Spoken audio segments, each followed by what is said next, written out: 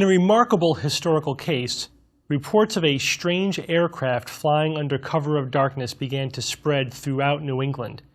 Tens of thousands of ordinary citizens reported seeing the craft, including police officers, politicians, and judges, respected members of the community. The media breathlessly reported these eyewitness accounts, causing them to spread even further. The government and even foreign dignitaries became interested in these events, hoping to discover the craft and harvest its technological secrets. A massive search for physical evidence to corroborate these eyewitness accounts was undertaken. This is not the story of a flying saucer, however, even though you may have assumed that from the description, but rather this was the great airship hoax of 1909. People thought they were seeing the first heavier-than-air aircraft, but it turns out that it was simply a hoax perpetrated by Wallace E. Tillinghast of Worcester, Massachusetts. The story was plausible because of the recent Wright brothers' invention. The Wright brothers succeeded in developing their first aircraft in 1903, but in 1909 they were still tinkering in Kitty Hawk. Alex Rendell of Revere, who is considered an expert, or was at the time, in aeronautics and motors, was interviewed by a journalist, and he had this to say: "I saw not only the lights of the airship, but I saw the frame quite plainly, and it seems to be of unusual size. I should say the wings have a sweep of 70 feet, and the tail and propeller seemed about 45 feet in length. I could plainly hear the engines whir, and from the explosions of the motor, I should say it was either a 6 or 8 cylinder. Now, we know that there were no planes flying in the skies of New England in 1909. So what's going on here? How is it possible that there were so many reliable people, so-called reliable people, giving these eyewitness testimonies, that they were so completely wrong? Even inventing detailed accounts out of their own imagination, or perhaps misinterpreted perception, fueled only by press reports and word of mouth. Well, what we're talking about in this lecture is delusion. A delusion is a fixed belief that is not changed even in the face of overwhelming contradictory evidence. When delusions occur in an individual, and the tendency to form delusions is considered a symptom of a mental illness. The most common example of a mental illness that is described as a tendency to form delusions is schizophrenia. But in reality, delusions occur on a spectrum, with schizophrenia being only at the most severe end of that spectrum. To varying degrees, even healthy, normal, if you will, individuals can have some degree of delusions. Like many things, we all have this tendency to a little bit, and as it gets more and more severe, at some point we may consider it a disorder. At another point, we may consider it a personality trait. But delusions are with us all to some degree. In essence, a delusion is impaired reality testing, or not engaging our reality testing, a tendency to jump to conclusions, or, as I described in previous lectures, to be very compelled by the patterns that we see in events around us. There are various types of delusion. There is a paranoid delusion in which we think that people or organizations or events are conspiring against us. We see a pattern of action that is against our own interests out there somewhere. There are also grandiose delusions. These are fixed beliefs about our own ability. I mentioned also in a previous lecture that we have a tendency, all of us, to overestimate our own ability. Well, a grandiose delusion takes that to a new height. There are also personal empowerment delusions, such as the delusion that one might have the ability to fly. And there are delusions of hopelessness, which occur with severe depression. One fascinating manifestation of this type of delusion is the belief that a person is dead. Some people who are very depressed actually suffer from the delusion that they themselves are dead. It is the only way they can make sense of the physical sensations that they have. But delusions can affect more than just an individual person at one time. There are delusions that can involve more than one person, and I'm going to describe these types of delusions in increasing number of people. The so-called folie à deux is a delusion shared by two people. Usually there is a dominant person. The dominant person is the one with the fixed delusion. This is the one in which the delusion originates. And there is also a more passive partner who is considered to be the recipient of the delusion. This may happen frequently, for example, in a parent and a child, where the parent is the dominant person with the fixed delusion that they then impose upon their more passive and receptive child. This will tend to occur in isolation, meaning the two individuals are relatively socially isolated from others, and with a very close or intimate relationship. The delusion usually resolves in the induced or passive individual with separation, although it does not resolve in the dominant or originating person because they're the ones, again, with the disorder. When more than two people share a delusion, it's called a group delusion, which occurs in a small group, 3 to 4, 5, or 6 people. This could be a family or perhaps even an isolated cult. Often there is a charismatic or totalitarian leader to the group. Group dynamics is the dominant factor in group delusions. What tends to happen is that the individual members of the group surrender their will to the charismatic leader. Again, I described in a previous lecture that we have a tendency to do this, to surrender our will, turn off our critical thinking capacity when we are confronted with a charismatic leader that we believe in. Also, in such groups, conformity is emphasized, conformity with the social group. Again, this is a natural tendency that humans share, but in this situation, it is emphasized beyond normal amounts. This may also involve a theme of us versus them, of purity or of salvation. Being a member of the group requires purity, which also requires conformity to the beliefs of the group and to the will of the charismatic leader, and this will lead to some type of salvation from the rest of the world, which is tainted in some way. The Heaven's Gate cult is one recent example of this type of group delusion. The leader, Marshall Applewhite, was the charismatic cult leader. He led a group of about 40 members who engaged in a suicide pact. 39 of the 40 members eventually did, in fact, commit suicide. They believed that they needed to leave their physical bodies so that they could ascend to a UFO, an alien-guided spacecraft, which was passing by the Earth behind the Hale-Bopp comet. They needed to kill themselves in order to leave their physical bodies and hitch a ride on the UFO. A mass delusion is when more than just a small group is involved. This and similar episodes are termed mass delusions, where there are several specific types, which I will discuss with specific examples of each. There are psychological factors at work, perceptive illusions and fallacies, as I discussed in the third lecture. There also may be fantasy creation and social conformity. All of these factors contribute to these various types of mass delusion. The first type of mass delusion is called a community threat. In this type of delusion, there is an exaggerated sense of danger, which can persist for weeks or even months. It will tend to come and go in waves, so the level of panic is not always persistent or constant.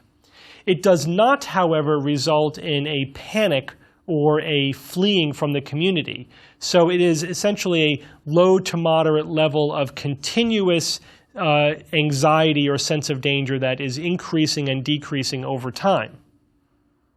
An example of this is the Seattle windshield pitting epidemic of 1954. There was widespread belief that pitting damage was being done to windshields. This was first blamed on vandals, but then became too widespread to be blamed on just a few individuals. There were fears of whatever was going on to cause these pits to occur in windshields in windshields began to spread, and some thought that it might be due to something very dangerous like radioactive fallout. Reports of the windshield pitting were reinforced by the media. Authorities gave attention to it, saying that they were investigating these events, lending more credibility and raising anxiety and fear levels further. Investigation, however, revealed that people were just noticing pits that were there all along. In essence, this windshield pitting epidemic was created out of just social memes and contamination. Somebody notices that there was a pitting in their windshield. Maybe there was a little bit of a statistical cluster, a clustering fallacy occurring where the person's next door neighbor noticed that there was some pitting in their windshield. They think that can't be a coincidence. They start asking around.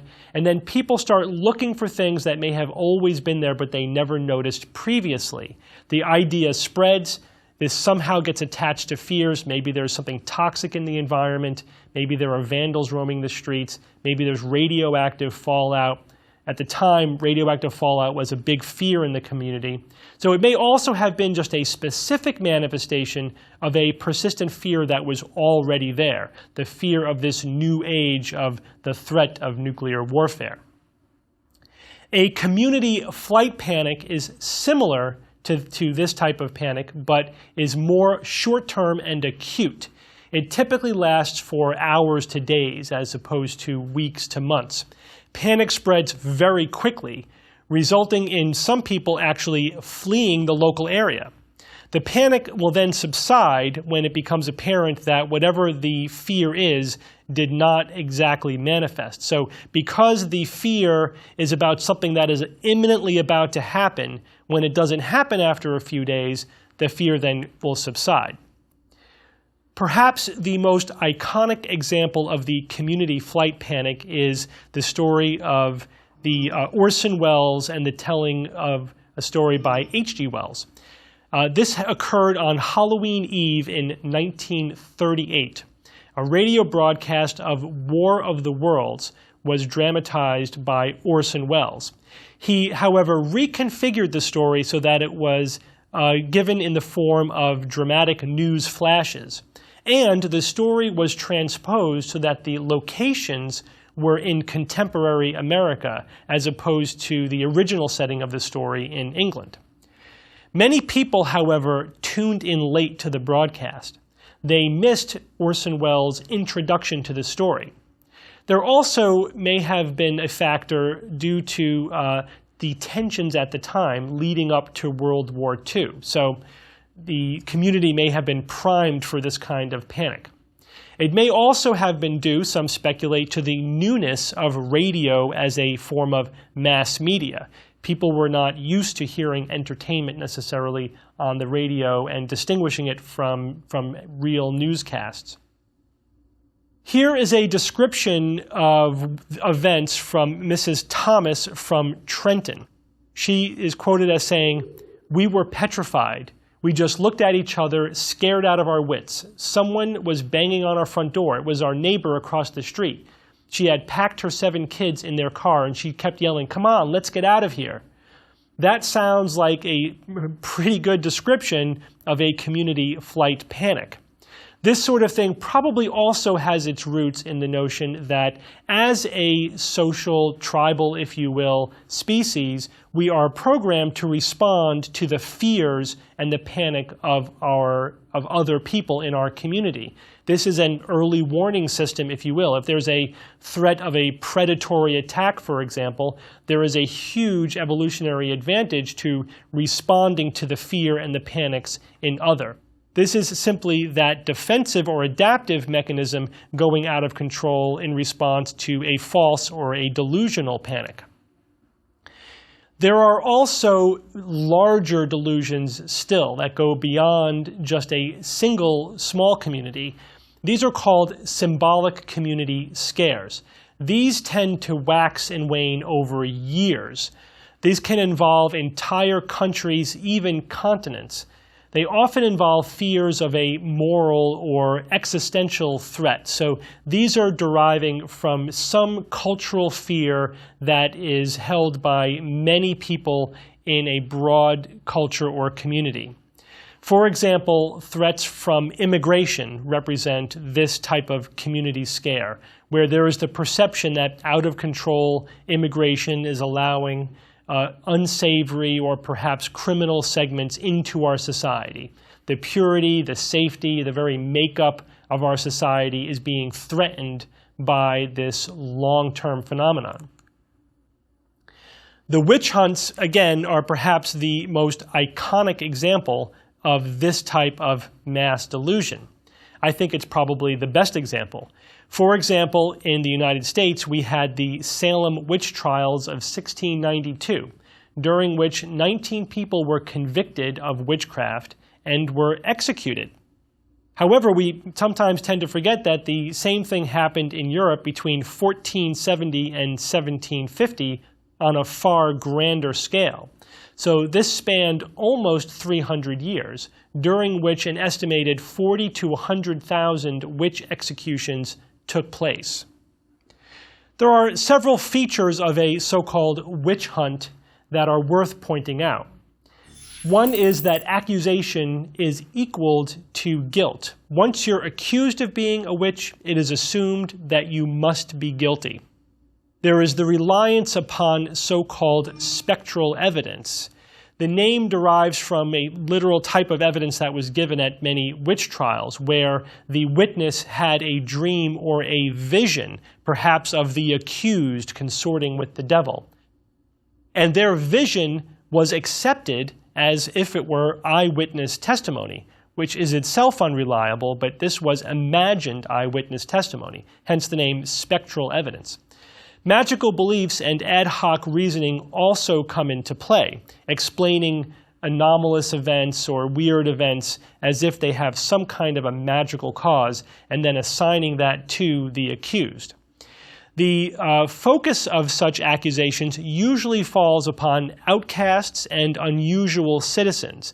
They become targeted. So the loner, the person maybe living on the edge of town who is socially awkward or just doesn't interact very much, or perhaps they are unusual in some way. This would probably include, in previous times, many people who had mental illness, for example, or maybe people who were just outspoken against the authority of the community. They would be the ones to get targeted early. In addition, torture or extreme methods of persuasion were used to coerce confessions, leading to a string of accusations which then justify itself. Then, of course, when people succumb to the torture and confess that they're a witch, that is taken as confirmation of the overall belief system, the overall delusion. A more recent example that doesn't deal with literal witches, but which had all the features that I just described as a witch hunt, is the McCarthyism that took place in the 1950s. In 1950, Senator Joseph McCarthy began to spread fears of a communist infestation in the United States. The Wheeling speech is credited for launching this McCarthyism scare. He claimed that he had a list of known communists in the State Department. He never actually revealed this list. He just used the rumor, the claim that it existed, in order to spread fears that there not only were communists in the country, but they had infiltrated our government for their own nefarious purposes. McCarthy used witch hunt tactics in order to spread this fear. For example, equating accusation of guilt with guilt. If you were accused of being a communist, then it was assumed that you were a communist.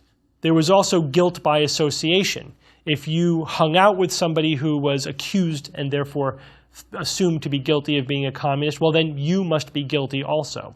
Intimidation was also used to coerce confessions. Your career will be destroyed if you don't confess. But if you do confess and tell us who the other people that you associate with that are also communists are, then you'll get off the hook, or at least the consequences will be softened. This then leads to a string of further accusations, and this self-perpetuating witch hunt continues on. This particular witch hunt fed on a fear that already existed in the community, like witch hunts typically do. In medieval Europe, it was fear of evil in the community. In Salem, it was the same thing. In this, it was the fear of communism, of a foreign form of government at which we were having or waging a Cold War. A different type of mass delusion entirely is so-called collective wish fulfillment. This is similar to a symbolic community scare, but it involves something desirable rather than a deep-seated fear. One classic example of this are fairy sightings, which were common in Europe. This, again, typically is culturally specific. There are specific manifestations or beliefs that are shared by many people in the culture, whether it is something to be afraid of or now, in this case, something that is either fascinating, interesting, or desirable, such as encountering fairies. In other cultures, this may be a Virgin Mary sighting, if that is in line with the religious belief of a culture. And probably more recently in the United States and other countries are waves of UFO sightings. People can have, in many ways, the belief that there are these very intelligent alien creatures, members of an advanced civilization who are here for benign purposes to save us from ourselves, to give us information. This fills the same psychological role that either religious sightings have played and continue to play, or magical creatures like fairies or leprechauns played in previous centuries. The New England airship hoax is also an example of a collective wish fulfillment mass delusion, the belief that we were on the brink of some exciting new technological breakthrough that was going to usher in the age of airship travel. The term mass hysteria is similar to mass delusion, but it is different in that it specifically involves physical symptoms. The term hysteria is not in favor or has fallen out of favor recently because of its cultural misogynist roots. However, the term mass psychogenic illness means essentially the same thing and has largely taken its place.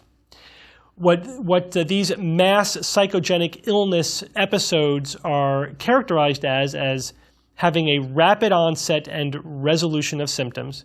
They tend to spread by social information contact. So you can follow the spread not necessarily through physical contact or through contact with the same environmental exposure, but spread follows a pattern of information spread. In essence, the information is considered to be the contagion that spreads the psychogenic illness. Often the alleged illness lacks biological plausibility, and the symptoms tend to be vague and nonspecific, what we might call the so-called symptoms of life, the kind of symptoms that even a healthy person can have from time to time. A now classic example of the mass psychogenic illness is the Pokemon panic of 1997. On Tuesday night, December 16th, 1997, a Pokemon episode, this is a Japanese cartoon, episode number 38, titled Denao Senshi Porygon, forgive my pronunciation, or translated into Computer Warrior Polygon. This aired in Japan at 6:30 p.m. The program involved a battle in which there was an electrical attack, and that was portrayed by flashing lights, which created a literal strobe effect. Now, it is true that some children with seizures who have epilepsy have what we call photosensitive epilepsy. You can trigger a seizure by flashing lights. In fact, when we test people for epilepsy, for seizures, we will exploit this. We will actually expose them to a strobe light in order to see if it provokes either seizures or just seizure-like activity on their electroencephalogram. So this is apparently what happened. A small number of children who had photosensitive epilepsy, while viewing the program, had seizures. There were then reported cases of seizures which spread through the media. Some even replayed the flashing lights as part of their news report, which led to a second wave of report of seizures. However, these few cases of probable legitimate seizures led to hundreds of children reporting seizure-like episodes. There were thousands of reports of just feeling sick after reviewing the program. Most had no prior history of seizures. Many of the children reported symptoms such as visual changes, dizziness, headache, vomiting, and shortness of breath. These symptoms are not really typical for seizures. They are, however, typical of anxiety, and they are actually fairly classic psychogenic symptoms. Therefore, in reviewing the reports and reviewing the cases, it seemed like the symptoms spread more through the information contagion, with the symptoms being typical for hysteria or psychogenic anxiety and not actual seizures, although the panic was triggered by what were probably some real seizures. Another common example is called the sick building syndrome, buildings in which many people report symptoms, often over a period of years. This has even led to buildings being torn down and rebuilt to get rid of whatever it was in the building that was causing the illness. Now, there may be genuine environmental cases of something in the building that is an irritant and can cause symptoms. However, many of the cases, upon careful investigation, reveal no environmental contaminant or cause of the symptoms. And the symptoms often follow the pattern that I described before as vague, nonspecific, common symptoms of life, either dizziness, headaches, blurry vision, or shortness of breath. There are also many product rumors. For example, the idea spread that silicone breast implants could cause autoimmune diseases. This led to the belief among many women who had the silicone breast implants and had autoimmune diseases that it was the implants that caused their illness. Now, in this case, they weren't misinterpreting common everyday symptoms or symptoms of anxiety over being sick with the illness itself. In this case, there were women, patients, who genuinely had a serious, sometimes even life-threatening autoimmune disease. The fear, however, was that it was triggered or caused by a specific product, silicone breast implants. This led to multiple lawsuits and in fact eventually led to companies becoming bankrupt under the mass suits accusing their product, their silicone product, of causing the autoimmune disease. In retrospect, after all the data was carefully analyzed epidemiologically, it turns out that there was no increased risk of getting any autoimmune disease in women who had breast implants. This was simply the background rate of these diseases, which was no different, implant or no implant. Therefore, with 2020 historical hindsight, we can see this episode as one in which there was no real risk. But the rumor alone was enough to spread the firm belief that the risk was there, even to the point of bankrupting a company. Another similar episode, which crops up from time to time, is the sudden acceleration claim, that cars can suddenly accelerate out of control. This even got to the point where journalists attempting to investigate the case went to car engineers to see if they could reproduce the acceleration, which they could, but only under highly contrived situation. It turns out that you can't, or that cars were not suddenly accelerating of their own accord, that what was likely happening was that people were simply stepping on the accelerator when they thought that they were stepping on the brake. Often, such rumors are promoted by poor investigations and media reports. Poor questionnaires that ask leading questions, for example, or selective anecdotes.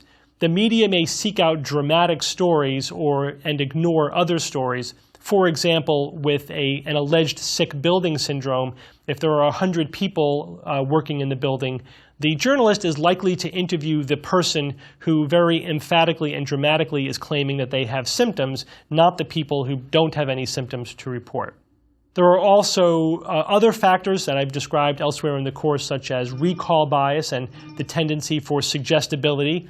If someone suggests to you that maybe there is something causing shortness of breath going on, that may be enough for you to perceive, or in some people anyway, that you have shortness of breath yourself. Yet another cause of or form of these types of rumors or mass delusion is urban legends. These represent cultural fears and anxiety. They spread by word of mouth, and now with the internet, they spread by the word of internet. One example of this is the claim that a fast food restaurant accidentally served a customer a fried rat. This has never been documented to occur. It always occurs to a friend of a friend. There's always some distance between the person to whom it happened and the person who's taking the story.